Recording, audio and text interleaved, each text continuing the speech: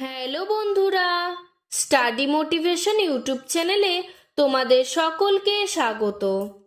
আজকে আমি class 3 English butterfly বইয়ের 12 নম্বর পৃষ্ঠা থেকে শুরু করছি। এর আগের সমস্ত পৃষ্ঠার অ্যাক্টিভিটিগুলো আমি সলভ করে দিয়েছি। ভিডিওর ডেসক্রিপশনে লিংক দেওয়া আছে এবং প্লেলিস্টও করে দেওয়া আছে, তোমরা সেখান থেকে দেখে নিতে পারো।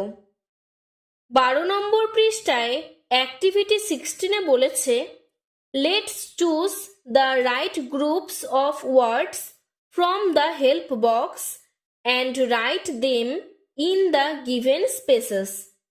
মানে পাশে যে তোমাদের হেল্প বক্সটি করে দেওয়া রয়েছে, সেই হেল্প বক্স থেকে সঠিক শব্দটি নিয়ে তোমাদের পাশের ফাঁকা জায়গাটি মানে শূন্যস্থানটি পূরণ করতে হবে। হোয়েন ডু ইউ, তুমি কখন এটা করো বা তুমি এটি কখন দেখতে পাও। সি দ্য সানরাইজ, মানে তুমি কখন সূর্যোদয় দেখতে পাও। আমরা প্রত্যেকেই জানি সূর্য সকালবেলা ওঠে, তার জন্য লিখেছি ইন দ্য মর্নিং, মানে আমি সূর্য সকালবেলা উঠতে দেখি। সি দ্য মুন, তুমি কখন চাঁদ দেখতে পাও। রাত্রিবেলা আমরা আকাশে চাঁদ দেখতে পাই, তার জন্য লিখেছি at night. C the sunset, মানে কখন সূর্যাস্ত হয় বা কখন সূর্য ডুবে যায়। বিকেলবেলা সূর্য ডুবে, তার জন্য লিখেছি in the afternoon. Go to sleep, মানে তুমি কখন ঘুমাতে যাও।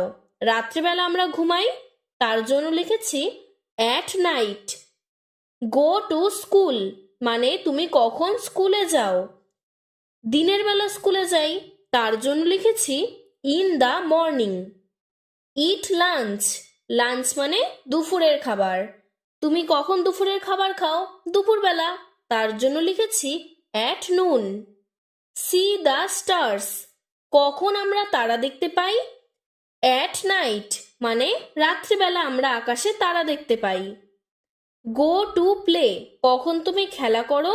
বিকেলবেলাতে, তার জন্য লিখেছি ইন দ্য আফটারনুন। এরপরে অ্যাক্টিভিটি 17-এ বলেছে, fill in the empty spaces correctly, মানে নিচের ফাঁকা জায়গাটি সঠিকভাবে পূরণ করো। One is done for you, একটি তোমার জন্য করে দেওয়া আছে।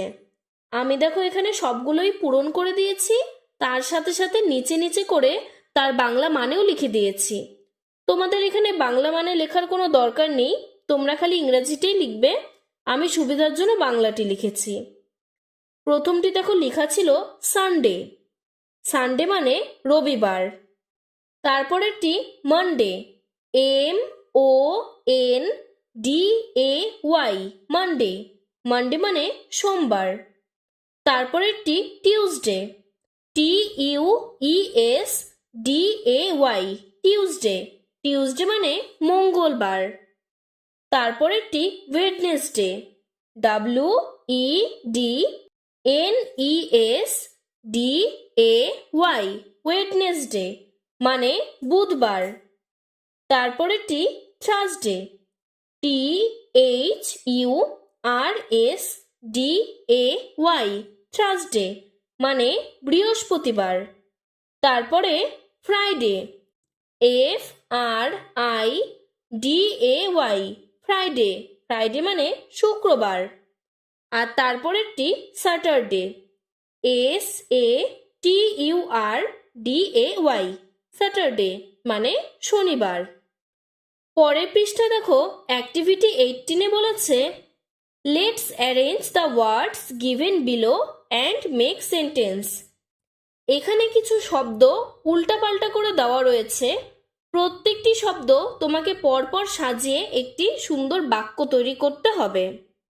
নাম্বার 1-এ আমি লিখেছি Snoopy is my pet dog, মানে স্নোপি আমার পোষা কুকুর। নাম্বার 2-তে হবে it loves to eat biscuits, মানে সে বিস্কুট খেতে ভালোবাসে। নাম্বার 3-তে হবে ইট ওয়েক্স ইটস টেইল, মানে এটা তার লেজ নাড়ায়।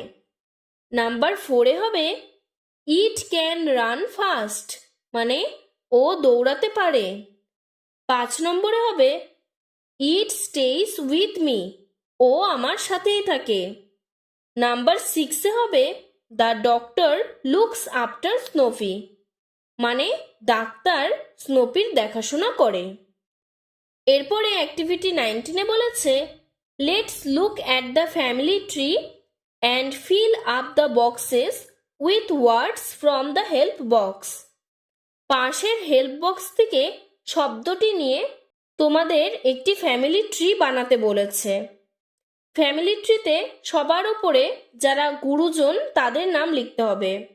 মানে সবার প্রথমে থাকবে তোমার ঠাকুরদা আর ঠাকুমা, তার জন্য লিখেছি গ্র্যান্ডফাদার মানে ঠাকুরদা, গ্র্যান্ডমাদার মানে ঠাকুমা। গ্র্যান্ডফাদার আর গ্র্যান্ডমাদার থেকে এসেছে তোমার বাবা মানে ফাদার, আর ফাদারের সাথে প্লাস হয়ে গেল তোমার মা মানে মাদার।